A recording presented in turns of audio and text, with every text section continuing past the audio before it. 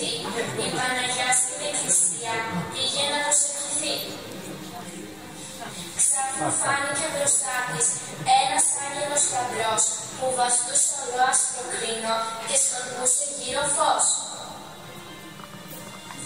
Μη φοβάσαι, της μιλάει, εδώ με έστειλε ο Θεός, εκείνος σε προχάει και σου είναι βοηθός.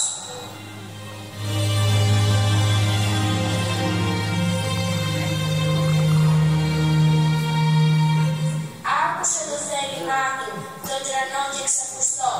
Ένας χρόνος πριν περάσει, θα γεννήσεις τον Χριστό.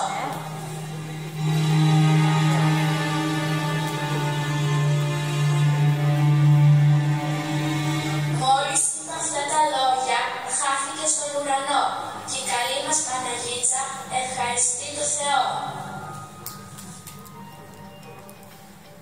Ω Παναγιά, κόρη λαμπρή, κόρη χαριτωμένη, κόρη αγνή και άσπρη και λαμπροφορεμένη. Έφτασε η ώρα, η στιγμή, η ώρα η μεγάλη, σ' όλο τον κόσμο να ακουστεί η δόξα η μεγάλη. Τον κρίνο σου έστειλε ο Θεός. Να, πάρε τον Μαρία. Εσύ θα γεννήσεις τον Χριστό, θα γίνεις Παναγία. Χαίρε Μαρία, μητέρα του Κυρίου, η μόνη μάνα του ανθρώπινου και θείου.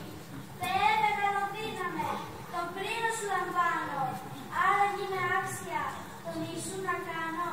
Μεγάλη είναι εντολή, μεγάλο το θέλημά σου, σκύβω και κοντάσσομαι, δοξάζω το όνομά σου. Ήρθε η δικιά η ώρα, να αγγίξω τη ζωή, που θα γεννηθεί από μένα με αγάπη θεϊκή. Ας γίνει το θέλημά του, ας ανοίξουν οι ουρανοί, ο καρπός μου να νικήσει την αιώνια φθανή.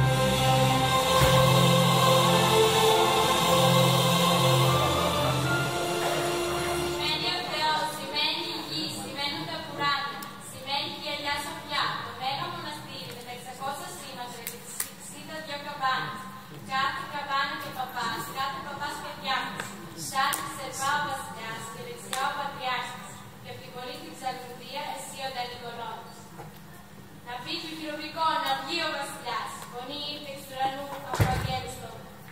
Πάψετε το χειρουργικό και σφαμιλώσου τάλια. Παπάδες πάρτε τα ιερά και εσείς και γεια συστείτε.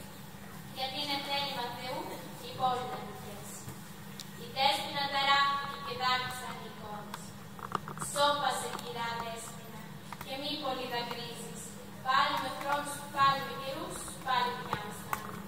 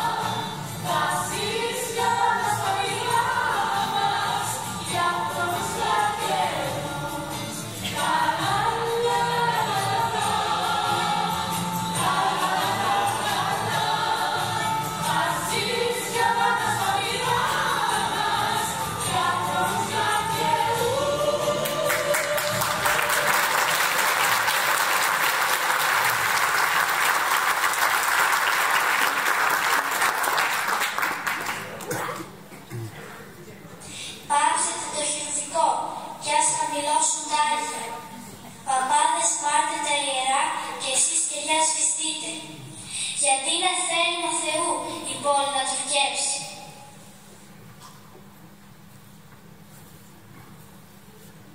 Η Δέσποινα ταράχτηκε και δάκρυσαν οι εικόνες. Σώπασε, κυρά Δέσποινα, και μην πολύ δακρύζεις. Πάλι με χρόνους με καιρούς, πάλι δικιά μας θα είναι. Έτσι παρηγόρησε την Παναγιά, ο λαϊκός ποιητής. Με αυτή την παρηγοριά και την ελπίδα, ο ελληνισμός κατάφερε να ρέξει 368 ολόκληρα χρόνια.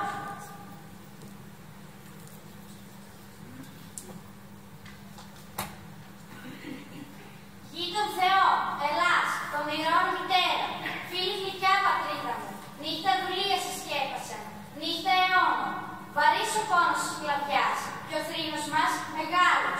Νύχτα παντού, μαυρίλα, τα περπισιά, γιατί τα άσπριζε φοβέρα και τα πλάκωνε σκοτειά. Τίποτα τα νόησαν για ούδες, έτσι αποκαλούσαν τους Έλληνες οι άξιοι φετάδες. Δούλος του Τούρκου αφέντη ο Έλληνας έπρεπε να σκύβει το κεφάλι και να το προσκυνά.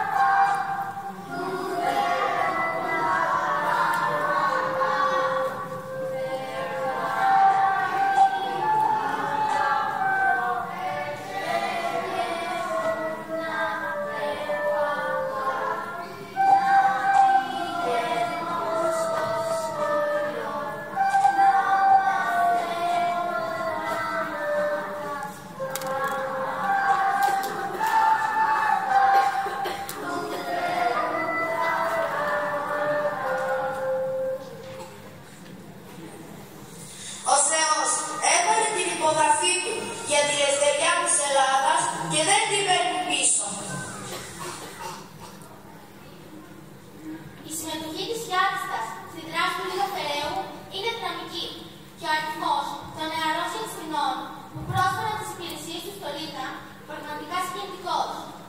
Χάρη στο ΛΥΤΑ και ο συνθηνός στο χάρη του Λούθου, τάγαλμά του που βρίσκεται μπροστά στο Ζητοπούλιο Διοικητήριο. Συνεργάτης του Ρίγα Φεραίου που μοίραζε άφθορο επαναστατικό υλικό στην Αυστροκαρία.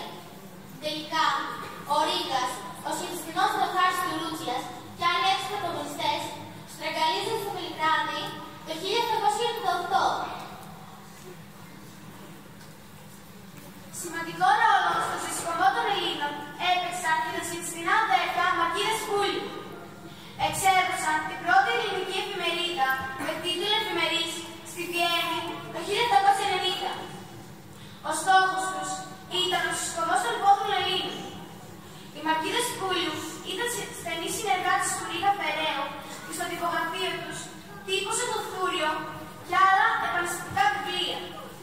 Η γνωριμοί του Ιεσθινού Γεώργιου Πούλου με τον Ρίγα Φεραίου στη Βιέννη μπροστά μας.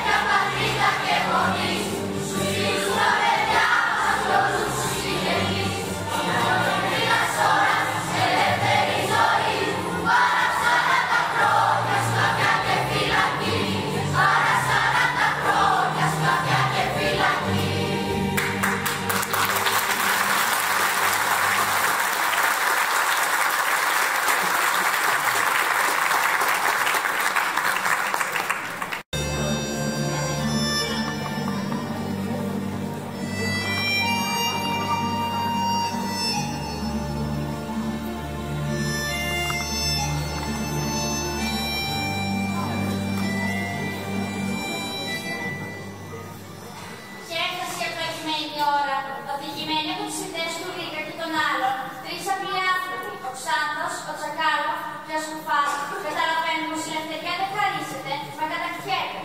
Παίρνουν την απόφαση να ετοιμάσουν τον ξεσηκωμό και ιδρύουν στην Οδυσσό της Ρωσίας το 1814 τη Φιλική Εταιρεία. Το Φλεβάρι του 1821 ο Αλέξανδρος Ψηλάκης περνά στη Μολδοβαχία. Η Επανάσταση αρχίζει.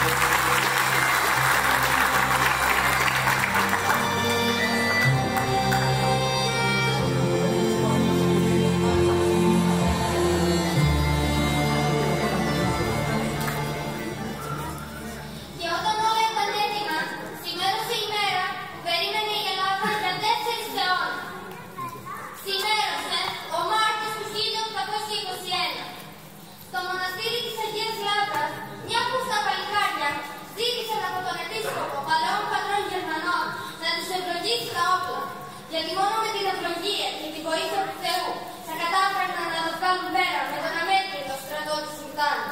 Ελευθερία ή θάνατος, πρωτοφώναξαν τα παλικάρια εκείνα. Ελευθερία ή θάνατος, ακούστηκε στο κουνάκι στα λαγκάδια, στα παράκια και στους βρεμούς, στη στενιά και στη θάλασσα, στο ποτάμι και στα γεπίδια, σε όλη την Ελλάδα.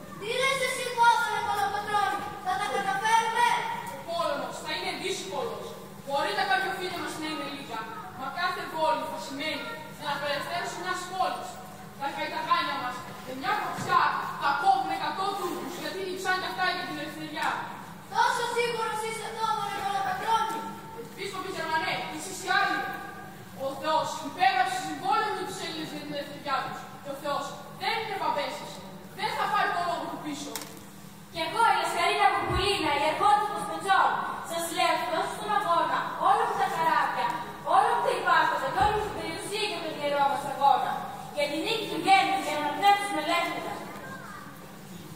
Κι εγώ, αιματόμα μεγένους, ερχόντησα της Μυκόνου, σας λέω ότι έχω μετατρέψει τα εμπορικά μου πλοία σε πολεμικά και μαζί με τη ζωή μου την ίδια είμαστε έτοιμοι να πούμε στη φωτιά του αγώνα. Παπαπλέσσα, σε τι προσθέτει σήμερα να ορκιστούμε σε αυτή για τον αγώνα?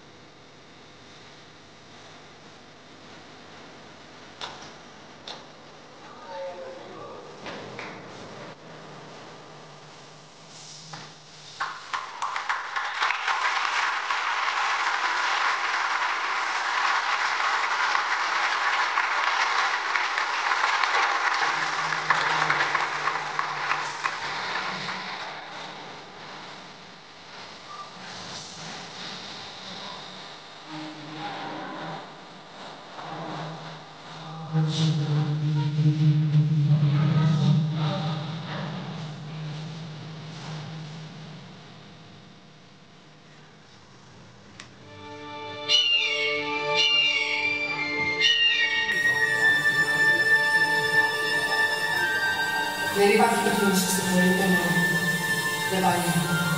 Αποφασίστηκε να βγούμε από την πόλη για να σωθεί. Η Κυριακή Καλοκαιρίου είναι μια μεγάλη μέρα.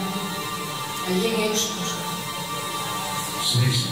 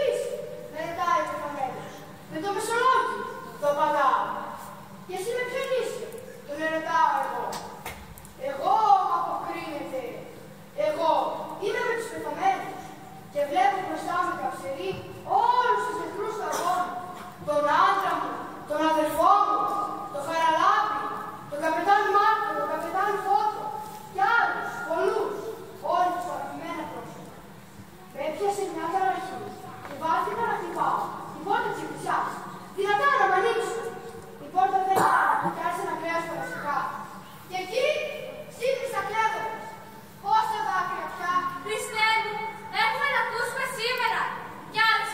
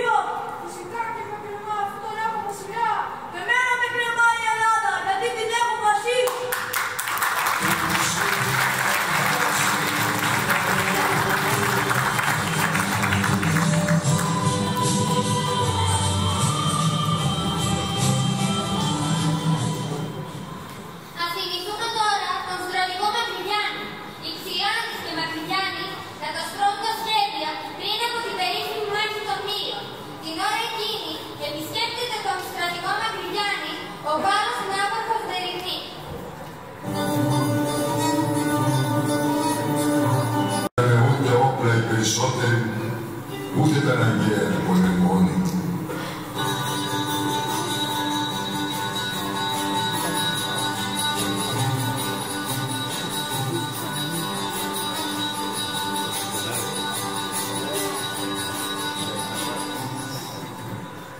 Έμαθα για τον αδερφό σας, ψηλότατε, και ήρθα να σας επισκεφτώ. Καλώς ήρθες, υποδώστε τον Παπ Παπηλιάνης. Παλιός γνώριμος. Καλώς μας κότσιασες, αμυράλο. Μόνο να απαγγείλεις τους δεχόμενους να πλάσεις το τόφελό μας. Γιατί είστε παρακαλώ. Ευχαριστώ. Δεν θέλω όμως να σας απασχολήσω με τις προετοιμασίες σας. Έλεος, αμυράλο, κι όλα είναι έτοιμα. Ώστε αποφασίσατε να χτυπήσετε εδώ τον Εβραϊκοσά. Τι λόγος είναι αυτός, αμυράλο. Το θάνατο του Παπαφλέσσα στο Μανιάτι δεν σας έγινε μάθημα. Μακάρι όλοι να πηγαίναμε με τον ίδιο θάνατο του Παπαφλέσσα. Εμείς θα μείνουμε εδώ και θα πολεμήσουμε. Τότε αυτό που θα κάνετε είναι παραφροσύνη. Οι θέσεις εδώ στους φίλους είναι αδύνατες. Εσείς είστε οι ίδιοι του Εβραίοι για να σας επιτεθεί. Έχει περί τους 6.000 πεζούς και 500 επίσης. Πώς θα τους κρατήσετε? Με το συμπάτι, αμυράλο. Σαν σε σηκωθήκαμε και πιάσαμε το κουφέτι. Ήταν γνώση μας τους Τούρκοι. Ήταν πολλοί. Και είπε κανόνια. Και είπε τον τρόπο του κόμμα. Το παλιά τα χρόνια μέχρι τα τωρινά. Όλα τα παιδιά πολέμανε να μας φάνε. Μα δεν το καταφέρνουν. Τρώνε από μας. Τρώνε μαμένη και μαγιά. Δεν πιένεις ένα μεγάλο Παπηλιάνη. Εμείς θα δοκιμάσουμε την τύχη μας. Οι αδύνατοι με τους δυνατούς. Και αν πεθάνουμε, αυτός ο θάνατος θα είναι γλυκός. Και ύστερα, κανένας αμυράλο δεν θα μείνει απέθανος. Δεν πιένεις ένα μεγάλο Παπηλιάνη.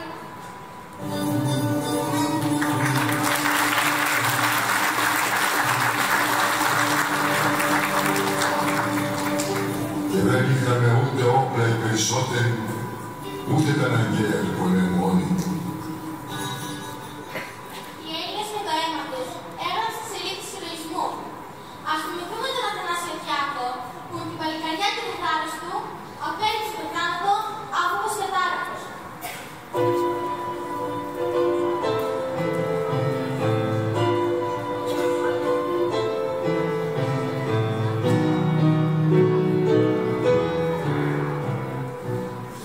Βήματα πιο πέρα.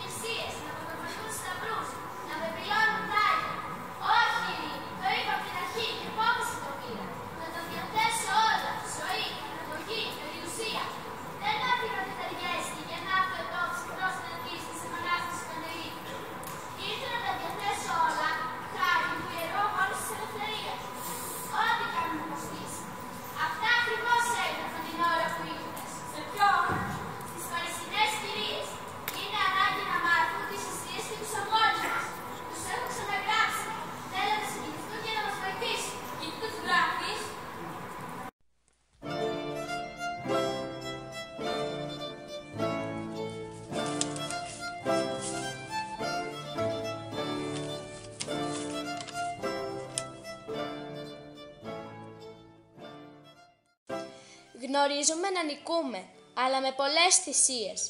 Ενώ το μέτωπό μας στέφεται με δάφνες, η πίκρα ποτίζει την καρδιά μας, τα δάκρυά μας, τους τριάμβους μας. Και η νίκη μας είναι πάντοτε πένθυμη. Μας λείπουν τα μέσα. Όχι μόνο η ελευθερία μας, αλλά και η ζωή μας εξαρτάται από τον αγώνα τον οποίο διεξάγουμε. Η παρούσα κρίση είναι για μας τρομερή και μας θέτει μπροστά στο θύλημα. Νίκη ή θάνατος. Ένα από τα δύο. Το ψυχικό σθένος δεν λείπει, αλλά από μόνο του δεν μπορεί να δημιουργήσει τις φυσικές δυνάμεις, δηλαδή όπλα, πυρομαχικά, τροφές, ενδύματα. Γι' αυτό τολμώ να απευθυνθώ προς εσάς, για να σας ζητήσω τη χρηματική υποστήριξη, χωρίς την οποία είναι δυνατόν να συνεχίσουμε. Γι' αυτό τολμώ να απευθυνθώ προς εσάς, για να σας ζητήσω τη χρηματική υποστήριξη, χωρίς την οποία είναι δυνατόν να συνεχίσουμε. Μια μακρογέννης, πλούσια και όμορφη και ονομαστή κόρη της Τεργίας της Ζητιανέλη. Μια ερημίτα κάνει το χρέος της για την πίστη και τη λευτεριά της.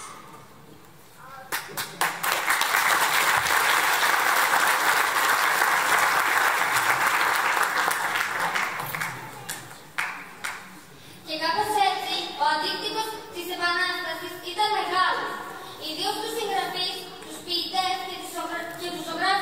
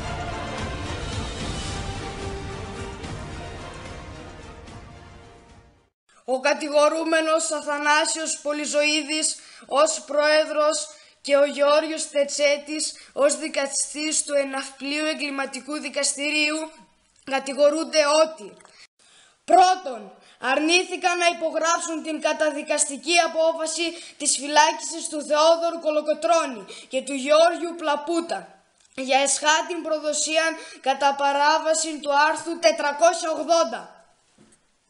Δεύτερον, δεν υποχώρησαν αλλά αντιτάχθηκαν στην απόφαση του δικαστηρίου. Τρίτον, παρέβησαν την εχεμήθεια της διασκέψεως δηλώνοντας προς τον λαό ότι δεν έδωσαν καταδικαστική ψήφο.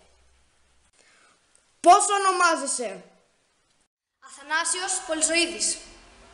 Από πού κατάγεσαι? Από το Μελένικο της Μακεδονίας. Πόσων ετών είσαι?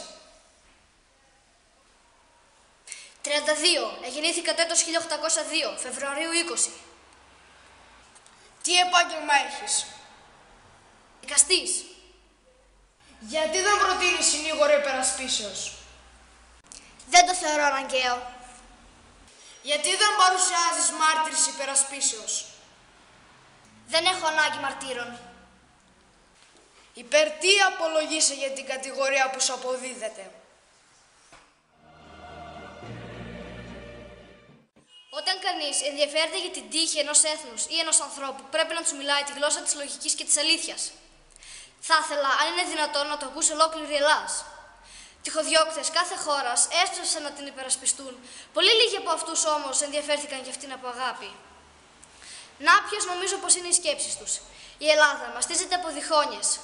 Εκεί θα μπορέσουμε να αποκτήσουμε πλούτη και εξουσία. Οι Έλληνες είναι μαθείς και αγρίκοι. Ήταν σκλάβοι των Τούρκων.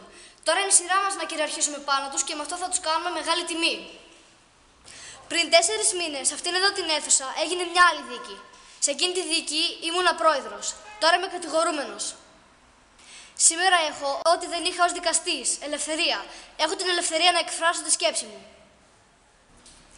Ζητώ συγγνώμη από το σεβαστό δικαστήριο. Ο νόμος μου επιβάλλει να απολογηθώ. Κι εγώ αυτό ζητώ. Γιατί ποιος ξέρει αν ποτέ βρεθώ σε μια θέση τόσο προνομιούχο.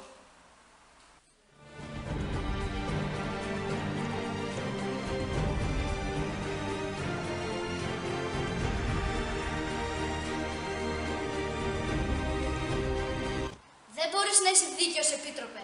Δεν μπορείς να δικάσεις Έλληνες. Ξέρεις να λες Ελλάδα στα ελληνικά, μα τίποτε δεν νιώθεις. Τι μεγάλο κρύβει τούτη λέξη στα σπλάχνα της. Θέλεις να δικάσεις τους Έλληνες. Αυτό δεν γίνεται. Ο εθνισμός μας, ο Επίτροπε, είναι θεμελιωμένος στα αίματα 800.000 Ελλήνων που θυσιάστηκαν στον αγώνα. Αυτός ο Έλληνας που κρατώντας 50 χρόνια του τουφέκι δημιούργησε ελευθερία για πατρίδα. Ποιος είσαι εσύ που με το πρόσχημα της μορφώσεώς σου ήρθες και ανέλαβες μια θέση τόσο επικίνδυνη για την τιμή και την υπόλοιψή μας? Ποιος είσαι εσύ που ήρθες να παίξεις μαζί μας στον τόπο που μας γέννησε και όπου τόσο αίμα χύσαμε για την απελευθέρωσή του? Κάθε σπιθαμή εδάφος που καταλαμβάνει αυτή τη στιγμή η ύπαρξή σου είναι του Κολοκοτρώνη, Επίτροπε. Ποιος είσαι εσύ που θα του ζητήσεις να πληρώσει για τα σφάλματά του? Από αγάπη λες για την Ελλάδα ως φιλέλη που είσαι. Μα αυτός είναι η Ελλάδα, κύριε Επίτροπε. Αυτός και οι άλλοι που βρίσκονται αυτή τη στιγμή στις φυλακές.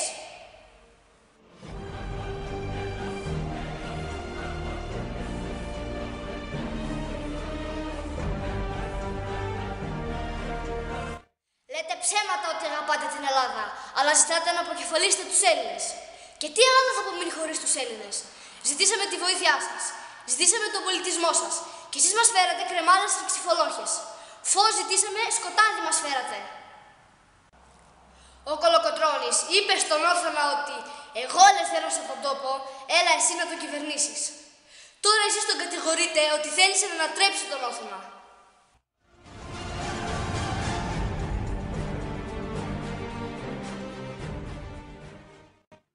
Ο Κολοκοτρώνης επικεφαλής ενός έθνους και έργησε την ελευθερία μας. Και αφού εσείς δεν μπορείτε να αφανίσετε όλους τους Έλληνες, δολοφονείτε τους πρώτους αυτού του τόπου. Και είστε εναντίον μας. Πάντα. Μέσα σε ολόκληρη την ιστορία, τούτος ο λαός στάθηκε απέναντι στους τυράννους και την τυραννία. Γιατί είναι το ποσπέρασμα για άλλες θάλασσες, για μεγάλα κέρδη.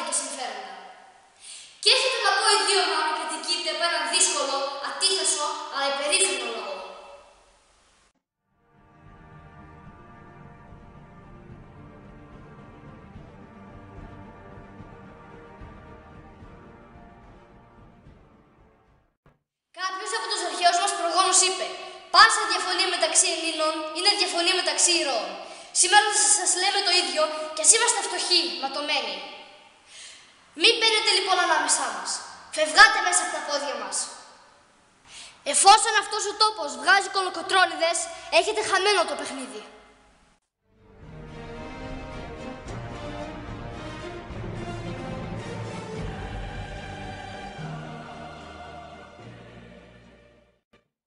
Θέλετε να με καταδικάσετε. Γιατί είμαι και θα είμαι ένας ανυπάκουος. Γιατί εσείς έχετε ανάγκη από σκυμμένα κεφάλια. Κύριοι δικαστές, πριν 4 μήνες, σε αυτήν εδώ την αίθουσα, κάθε έννοια δικαιοσύνης, κάθε έννοια λογικής, κάθε έννοια ανθρωπισμού, κάθε έννοια ελευθερίας έπεσε, προκειμένου να εξυπηρετηθούν ξένα προς το έθνος συμφέροντα. Κύριοι δικαστές, η απόφασή σας ατιμάζει και εξευτελίζει όλες τις ανθρώπινες αξίες.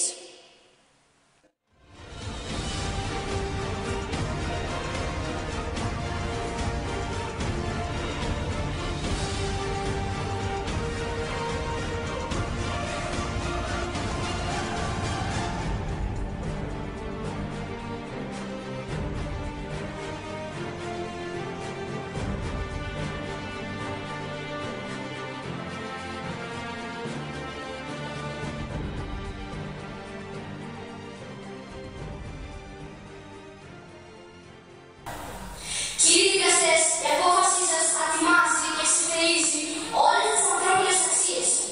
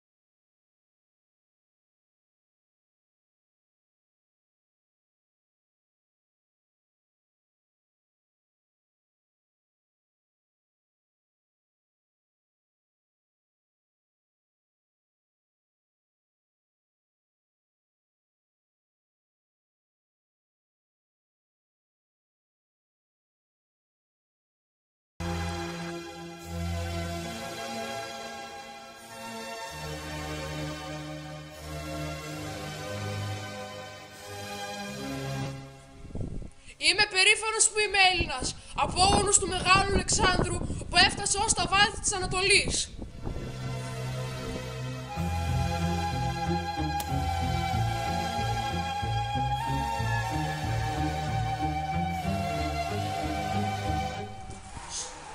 Καμαρώνω που είμαι Ελληνίδα για την πλούσια μυθολογία μας.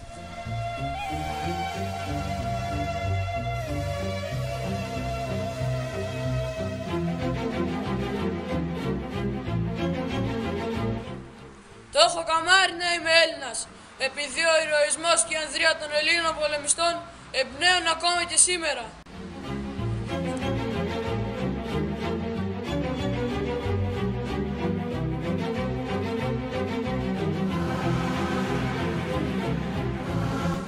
Είναι καμάρι μου που είμαι Έλληνας, γιατί οι Έλληνες δεν πολεμούσαν ήρωες, αλλά οι ήρωες πολεμούσαν Έλληνες.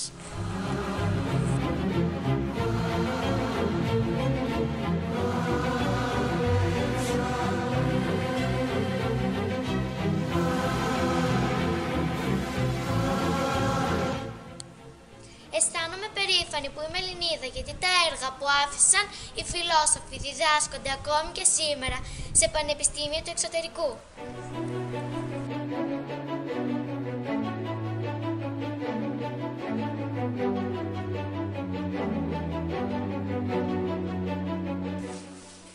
Γιατί ακόμη και σήμερα Έλληνες επιστήμονες διαπρέπουν στο εξωτερικό.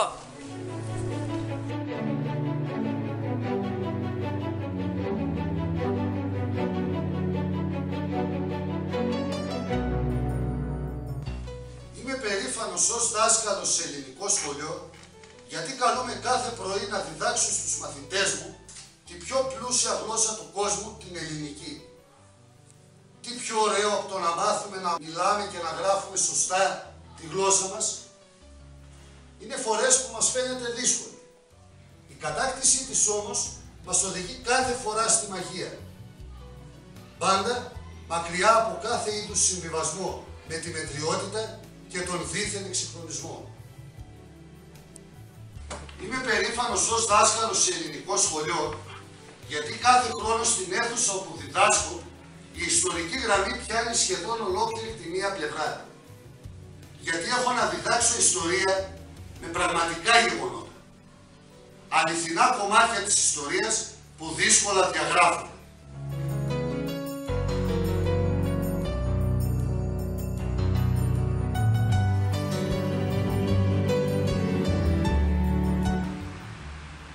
Είμαι περήφανος που είμαι Έλληνας, γιατί η Ελλάδα βρίσκεται σε σταυροδρόμι 3 υπήρων.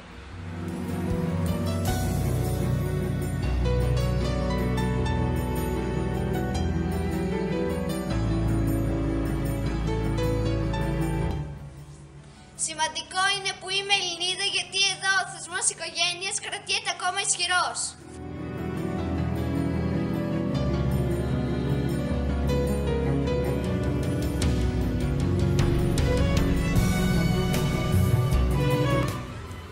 Καμαρώνω ως Έλληνας, γιατί μέσα στους αιώνες μεταφέρουν το κάλος του αθλητισμού.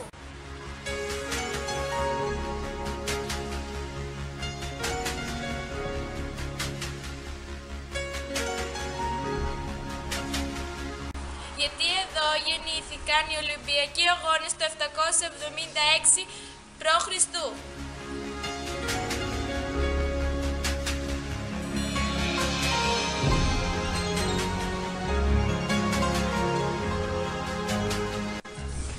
Χαίρομαι ως Έλληνας για την κατάκτηση του ευρωπαϊκού στο ποδόσφαιρο το 2004 και στο μπάσκετ το 1987.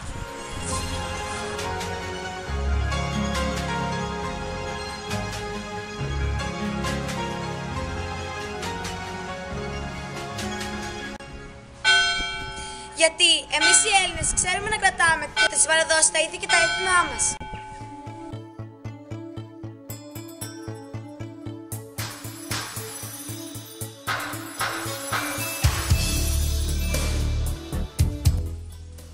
Είμαι περήφανη που είμαι Ελληνίδα, γιατί έχουμε όμορφα νησιά, ωραίες θάλασσες και παραλίες.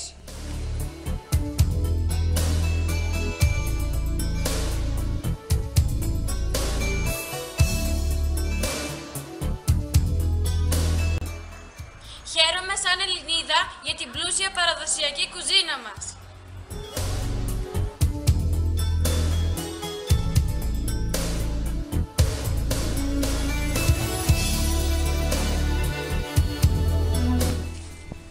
Είμαι περήφανη που είμαι Ελληνίδα γιατί στην Ελλάδα ανήκει σιάτιστα.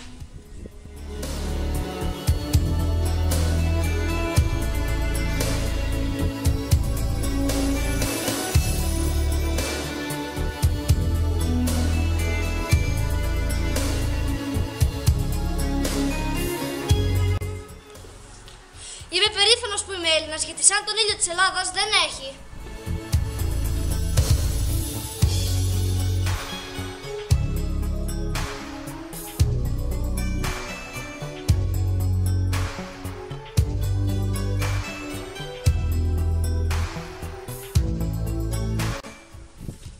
Είμαι περήφανη που είμαι Ελληνίδα γιατί η χώρα μου, παρόλο που είναι μικρή, ανήκει στο πιο όμορφο οικόπεδο της γης.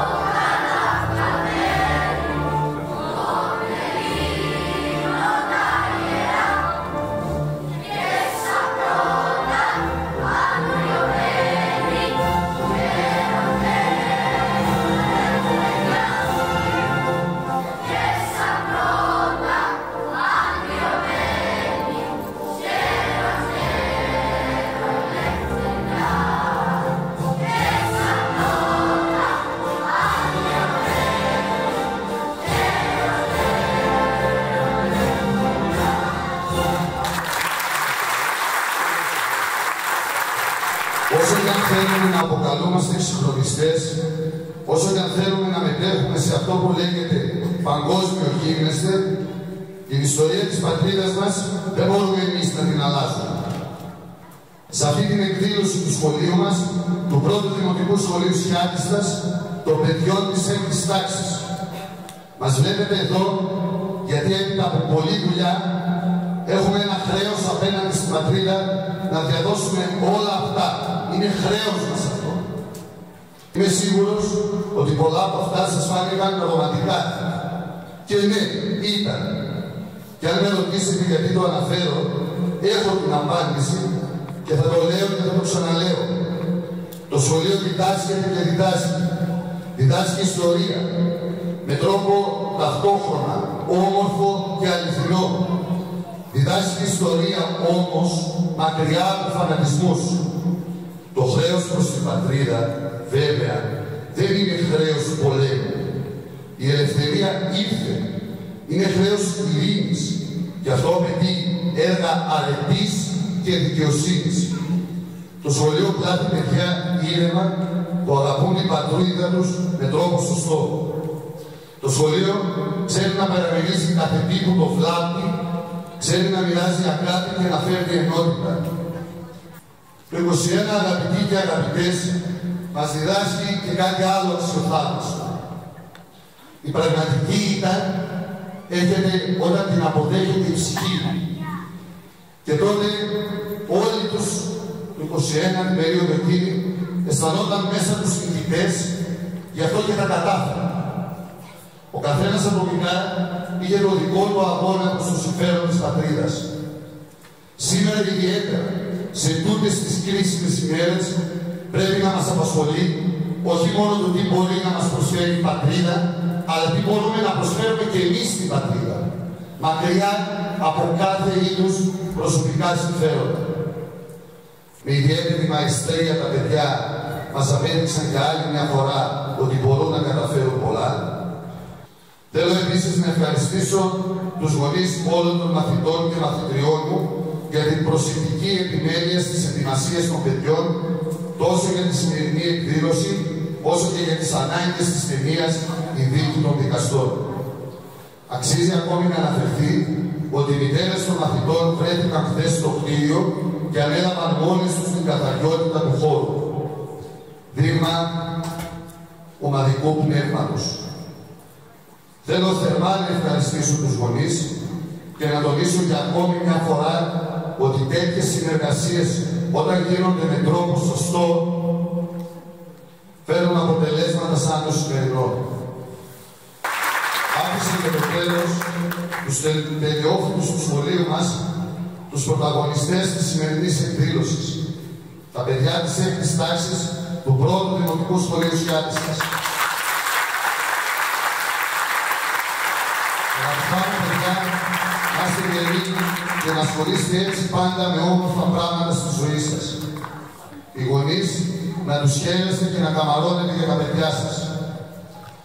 Ας ευχαριστήσουμε λοιπόν και ας συγχαρούμε τους μαθητές και τις μαθήτριές μου, όπου όλο αυτό το διάστημα ο καθένας και η καθεμιά έδωσε το δικό του προσωπικό αγώνα για να βγει η σημερινή παρουσίαση. Θα αναφέρω ότι τα παιδιά δεν έχασαν γλώσσα, μαθηματικά, φυσική, γεωγραφία, αλλά πραγματοποιούσαν τις πρόβες τους από λιματινές ώρες και Σαββατοκύριακα, προσπαθώντας να βρουν χρόνο ανάμεσα από τα αγγλικά τους και τις άλλες δραστηριότητες.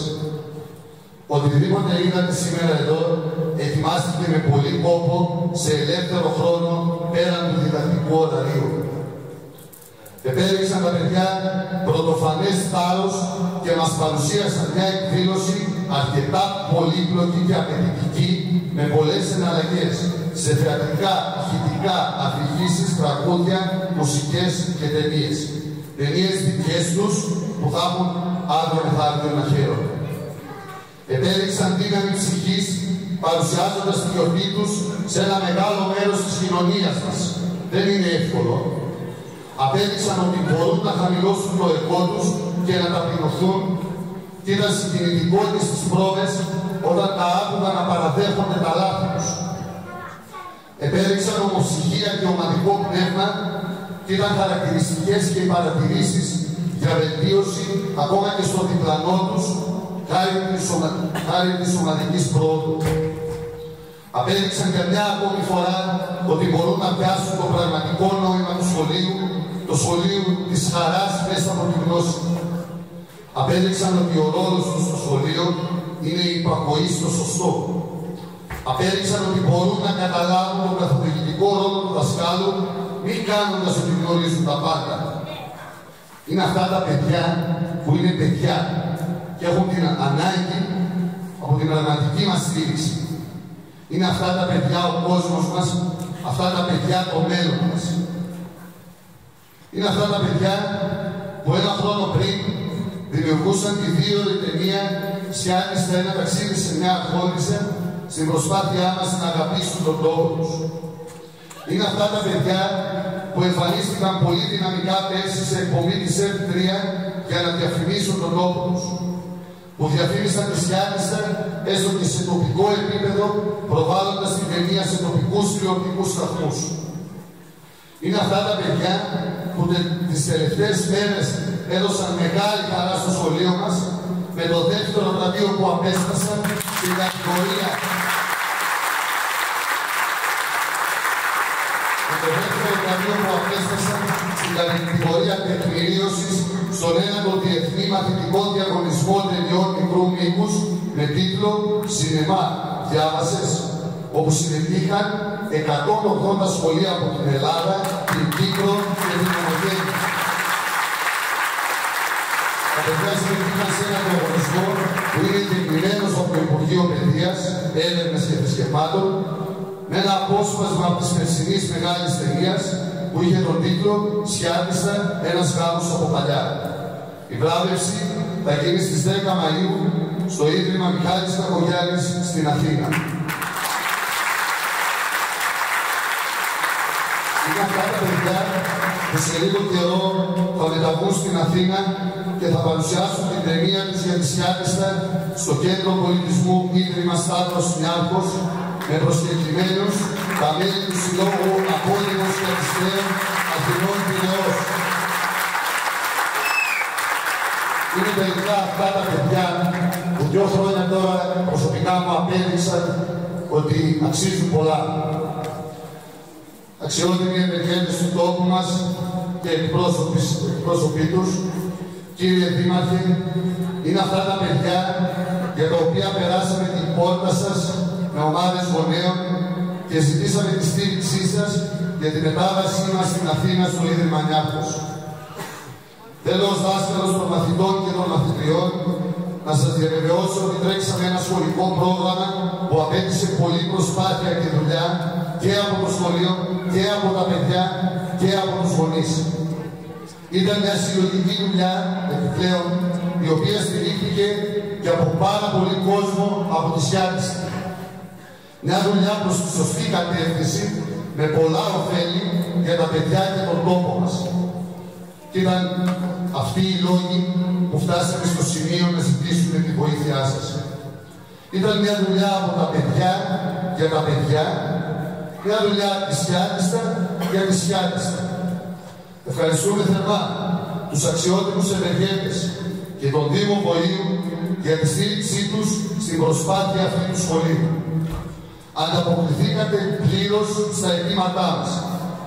Ευχαριστούμε, αγαπητοί κύριοι και κυρίες, και πάλι όλους σας για την παρουσία σας στη σημερινή εκδήλωση. Καλή συνέχεια σε ό,τι και κάνετε.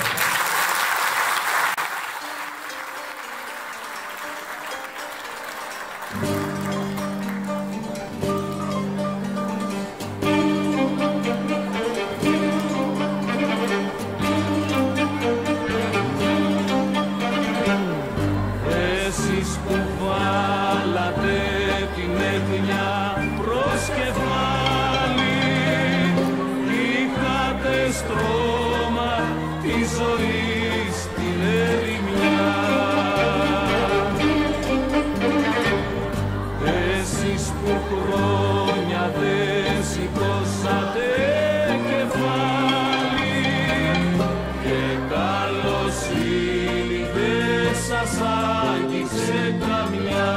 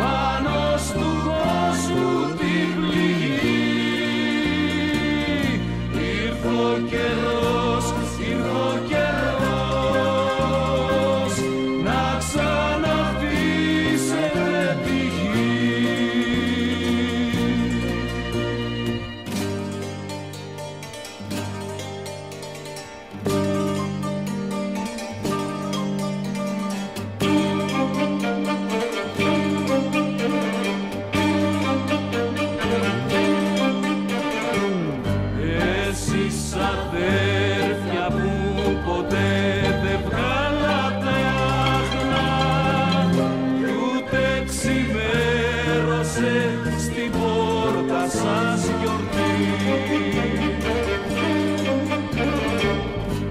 Εσείς που η πίκρα σας πλημμύριζε τα σπλάχνα κι όλοι σας βλέπουν